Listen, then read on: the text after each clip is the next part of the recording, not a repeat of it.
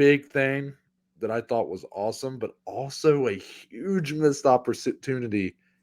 You had Deontay Wilder on this They broadcast, did. They did. and I thought that was awesome. They bring him on.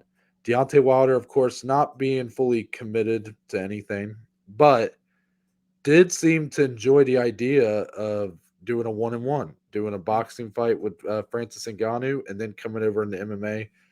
Dominic, they have to throw the truck at Deontay Wilder. They have to. They have to. We keep talking about, who's the options, who are we gonna go with here? Like, it's someone who likely isn't in the PFL now, because your best PFL heavyweight's what, Bruno Capoloza, who just popped for Yeah. PEDs, and Yeah. Yeah. even if you go outside of him, you're talking about last season's champion Ante Delia. What kind of fight is that going to Right. be pay-per-view wise? It just doesn't sell like that. And then you look at the free agents. What, Fabricio Verdum, Junior Yeah. Dos Santos, like, No. you know, Alistair Overeem, guys that Francis have already sent to the Shadow Realm. Yeah. Yeah. Um, then you look at, like, okay, who could be becoming a free agent in the UFC, but it's not going to be anybody worth the juice will not be worth the squeeze for anybody the UFC is just going to let walk. Um, this is their best option by far. Deontay Wilder. Again, am I saying it's going to break the house down pay-per-view wise? No, but it is a legitimate thing they can build to. You start with the boxing fight, Dom. Yep. Yep. For all you know, maybe Francis goes in there and performs very well. Maybe he even fucking knocks out Deontay Wilder. All of a sudden, that PFL pay-per-view fight between That's those two, big. all of a sudden you have all that time. You have a fight in boxing to kind of let it build and build and build. That could be pretty big. So I was really excited to see that.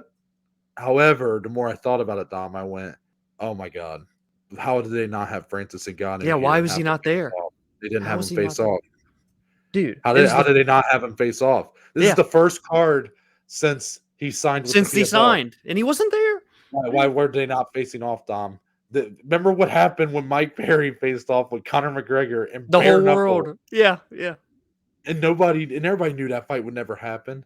This is a fight that you have in your grasp. Yeah. I mean, there's a reason Deontay Wilder was there. No, he wouldn't just be there to be there. You know what I mean? Like, surely there's something going on in the background to have him there. They had him. They had my man putting on PFL gloves. He was Yeah. talking a big game. He was all excited. Randy Couture was talking to him and everything. Why would you not have free? If he's there, I feel like it automatically adds a 10% boost to the probability that the fight can happen just by them being there to face off. We called for Francis to do something the remainder of this year since he's not fighting in the PFL till next year. Bam, they box, like Noah said. Do it sometime in the fall or the winter time. Bam, they headline the first super fight card in 2024. Boom, I'm using a lot of expressions here, but that is what needs to happen. Dare I say, it makes too much sense. You're sounding like the goddamn Adam West Batman show over there. Bam, thwop, you know. Yeah, it's a little frustrating. A lot of frustrating because it's like I was so excited to see him, and then I'm like, oh my god, what a huge missed opportunity.